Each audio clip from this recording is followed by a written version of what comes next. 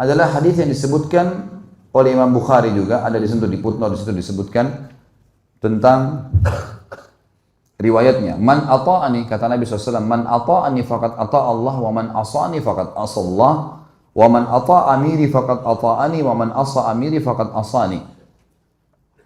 Barang siapa yang taat kepadaku berarti ia taat kepada Allah, dan barang siapa yang durhaka kepadaku maka dia telah durhaka kepada Allah. Artinya semuanya harus diikuti karena ini perintah sang pencipta Allah. Dan barang siapa yang taat kepada pemimpin pilihanku, misal Nabi SAW lagi safar keluar kota, kemudian beliau menitipkan Madinah kepada salah seorang sahabatnya, atau beliau mengirim pasukan, ditunjuk salah satu jadi pemimpin perang, maka harus dipatuhi. Siapa yang patuh pada pemimpin yang aku tunjuk, dia telah patuh kepadaku. Siapa yang maksiat, durhaka pada pemimpin yang aku tunjuk, maka dia telah maksiat kepadaku. Saya kasih contoh. Seorang sahabat Nabi bernama Amr bin As radhiyallahu anhu. Tahu ya? Orang ini dulu musuh Islam. Setelah dia masuk Islam 3 bulan, Nabi SAW membentuk pasukan untuk menyerang salah satu suku Arab yang memang dasarnya mau menyerang Madinah. Suku ini suku besar. Amr bin As baru masuk Islam 3 bulan, oleh Nabi SAW menjadikan pemimpin perang. Itu menjadi pimpinan perang, komando perang. Dan di dalam pasukan itu ada Abu Bakar, ada Umar, ada Uthman, ada Ali, ada Talha, ada Zubair, ada sahabat-sahabat yang mulia nih. Tapi Nabi SAW tunjuk Amr bin As. Harus dia jadi pemimpin. Dan pimpinan perang teman-teman kalau sudah ditunjuk, nggak boleh dimaksiati. Dia bilang berhenti-berhenti, makan-makan, pulang-pulang, perang-perang. Harus dipatuhi. Ini sabda Nabi SAW, siapa yang mentaati pimpinan yang aku tunjuk, dia taat padaku. Siapa yang maksiat, maka dia maksiat kepadaku. Teman-teman sekalian, waktu itu pasukan dikirim, tempatnya jauh, musim dingin. Zaman dulu orang kalau musim dingin hangatin diri, dan teman-teman kalau tahu, saya subhanallah waktu hadapin musim dingin di Madinah karena 7 tahun di sana. Kalau musim dingin dan kita pergi ke daerah padang pasir, teman-teman, luar biasa, menusuk ke tulang. Dingin sekali. Sampai di kampus saja, di kampus sudah masuk kota Madinah, banyak bangunannya. Itu kalau kami mau tidur, biasanya saya dulu pengalaman gitu sama teman-teman, selimutnya didudukin dulu. Hangatin dulu. Kalau enggak kayak ditusuk-tusuk sama pisau. Panas. Dingin sekali. Apalagi padang pasir nih, luar biasa. Waktu itu dingin sekali. Apa instruksinya Amr bin As? Jangan ada yang nyalakan api. Nggak boleh ada yang nyalakan api. Umar bin Khattab tahu, ini Amr bin As ini. Kalau bahasa kita anak kerucu nih. Baru masuk Islam 3 bulan mau ngatur-ngatur gimana nih? Dan dulu musuh Islam ini. Amr bin As ini perlu antum tahu ya radhiyallahu anhu. Beliau yang diutus oleh Quraisy ke negeri Habasyah untuk menjemput Ja'far bin Abi Thalib dengan teman-temannya. Kembali ke Mekah baru untuk disiksa. Tapi dia masuk Islam di tangannya Najasyi. Kaget dia, kok Najasyi raja itu bisa masuk Islam? Akhirnya dia belajar, dia masuk Islam gara-gara itu. Kata Umar, hai Amr, dingin. Kau larang bakar api, gimana ceritanya nih? Kata dia, instruksi kok nggak boleh bakar api. Coba bayangin, Umar bin Khattab ini 1 kali di box Amr ini bisa mati. Orangnya tinggi besar. Emosi Umar, tapi ditinggal. Ke Abu Bakar, ya Abu Bakar, Amr ini nggak, apa ini anak baru kemarin masuk Islam, sudah gini instruksinya gitu. Abu Bakar bijak.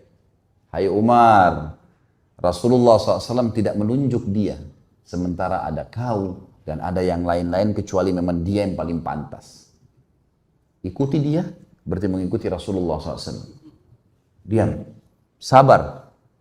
Umar sabar. Besok pagi, menjelang subuh, pimpinan perang teman-teman, itu dia yang harus jadi imam. Gak boleh orang lain. Ada Abu Bakar, ada Umar, ada Uthman, ada Ali, ini penghafal Quran semua ini. Ulama besar, gak boleh, harus Amr jadi imam. Memang sudah begitu. Hukum syar'inya begitu. Subhanallah, Amr bin As mimpi junub. Ini kisahnya begitu. Amr bin As mimpi junub. Waktu dia keluar, minta dia bawakan air oleh beberapa pasukannya, gitu kan. Umar tanya, kenapa Amr? Dia bilang, saya junub. Gitu kan. Kemudian waktu dia pegang air, dingin. Kata Amr, saya mau tayammum. Saya mau tayammum. Kata Umar, ada air, nggak bisa tayammum. Kata dia, saya mau tayammum. Ini masalah lain lagi nih. Hah?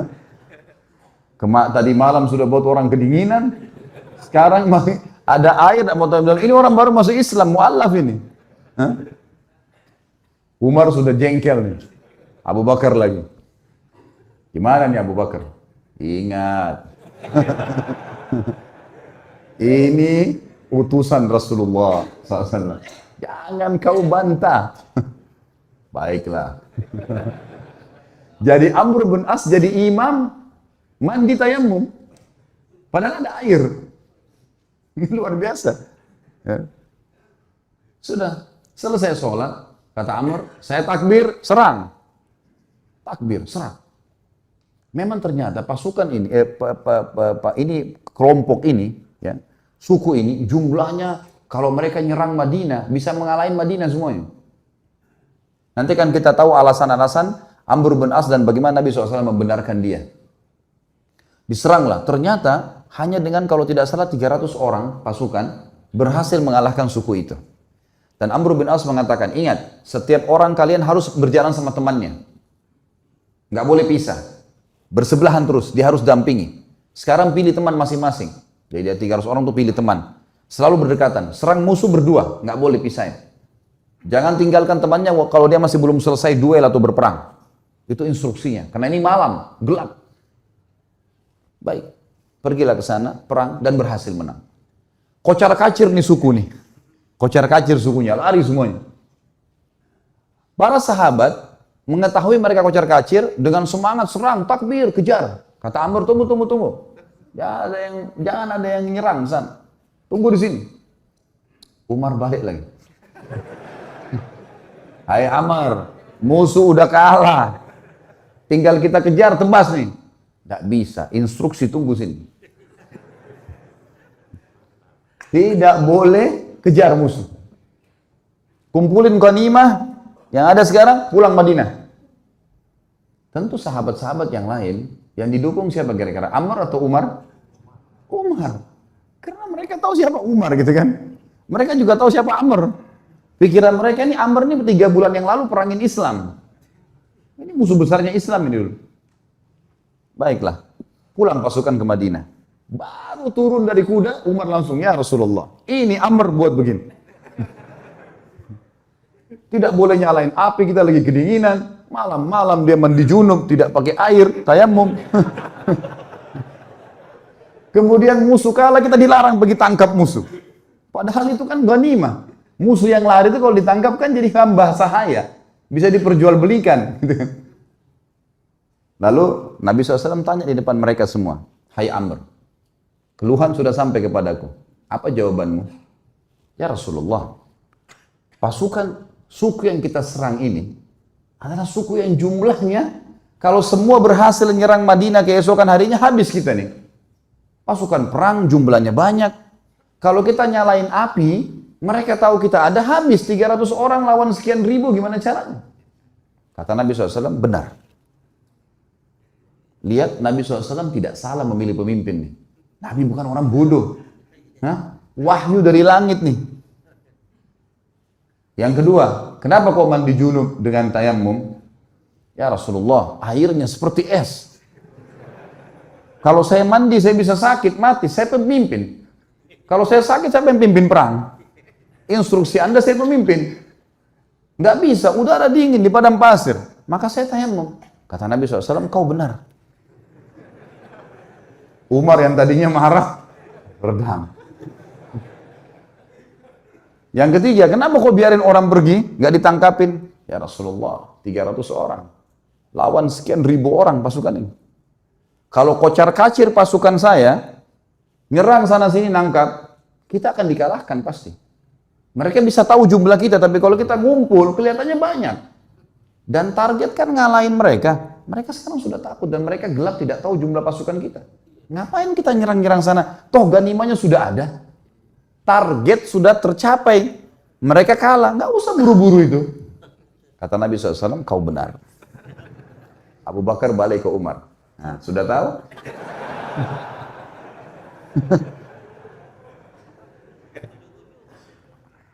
Jadi teman-teman sekalian, jangan sampai terlintas di benak antum kalau Nabi SAW ada yang beliau tidak tahu. Ini Nabi SAW ini yang kita tidak tahu beliau sudah tahu. Bukan cuma di sini, di surga sudah diperlihatkan. Bodohnya sebagian orang nganggap baginda Nabi SAW masih ada yang belum ditahu. Makanya mereka buat-buat ibadah yang tidak diperintahin. Tangkap nggak poin ini? Ini penting sekali. Kalau antum masih melakukan perbuatan bidah yang antum anggap boleh, berarti antum menganggap Nabi SAW masih ada yang belum diketahui oleh beliau. Padahal tuntunannya sudah jelas. Innal halala bayyin wa innal harama bayyin. Ingat kata Nabi SAW, yang halal sudah jelas, yang haram sudah jelas. Wa bainahuma umurum mushtabihat. Di antaranya ada hal-hal yang samar. Siapa yang menyelamatkan dirinya dari hal yang samar-samar, faqad istabra li dini wa dunyah. Dia telah menyelamatkan kesucian agamanya dan dunianya. Wa man waqa'a fi syubhat faqad waqa'a fil haram. Siapa yang sengaja jurumuskan dirinya pada yang syubhat, haram atau enggak ya? Enggak apa-apa deh. Maka faqad waqa'a fil haram. Dia telah jurumuskan dirinya pada yang haram. Artinya enggak ada tengah-tengahnya. Halal atau haram? Syubhat berarti haram. Jelas agama Allah. Orang yang jerumuskan dirinya pada yang syubhat berarti jerumuskan ada haram, seperti pengembala domba yang membawa domba-dombanya ke ladang yang luas, rumputnya lebih tinggi dari domba-dombanya dan dia tidak tahu domba mana yang dicuri oleh serigala. Kita nggak tahu ini halal atau enggak. Lalu kita jerumuskan diri untuk apa? Jadi agama sudah sempurna, nggak butuh tambahan-tambahan. Banyak hal yang membuat umat Islam sekarang berselisih teman-teman. Tapi poin intinya kata ulama adalah mereka semua mengaku kembali kepada Al-Quran dan Sunnah. Semua. Orang liberal pun yang mengatakan Quran harus direvisi, boleh nikah lintas agama, semua orang agama masuk surga. Banyak syubhat yang mereka lemparkan. Mereka juga mengaku, kami juga kembali kepada Al-Quran dan Sunnah. Tapi Al-Quran yang tidak sesuai dengan akal kami, tidak relevan, kami ganti. Tolak, harus direvisi.